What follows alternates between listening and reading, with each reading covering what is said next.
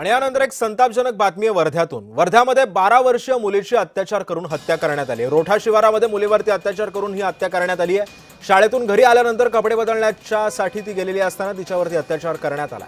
Sawangi police घटनास्थळी दाखल झालेले आहेत। या सगळ्या पार्श्वभूमीवरती पुन्हा एकदा वर्ध्यामध्ये संतापाचं वातावरण पसरलंय। या सगळ्या संदर्भात अधिक माहिती जाणून घेत आमचे प्रतिनिधी प्रमोद पानबुडे सध्या आपल्या सोबत आहेत। प्रमोद, नेमका हा सगळा प्रकार काय घडलाय?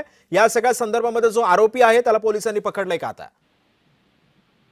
नक्की सिद्धेश्वर, आरोपीला जरी पोलिसांनी पकडलेलं नाही आहे, परंतु जी ही घटना झाली आहे वर्धा जिल्ह्यामध्ये खरंच संतापजनक आहे।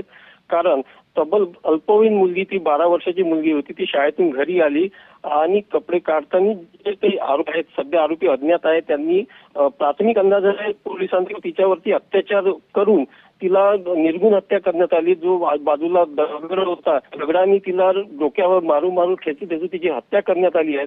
त्यानंतर जेव्हा तिचे आईवडील घरी आले, कारण हे एका शहराच्या त्याच्या कुठ्यामध्ये तो व्यक्ती राहत होता आणि ती जेव्हा शाळेतून घरी आली त्याच्यानंतर हा संपून केला। तिचे आई वडील जेव्हा 6 जेव्हा घरी आले तेव्हा दिसला, त्यांनी लगेच तुमचा आवाज काही तांत्रिक कारणामुळे आपल्यापर्यंत पोहोचू शकत नाही, मात्र धन्यवाद तुम्ही दिलेल्या या सविस्तर माहितीबद्दल।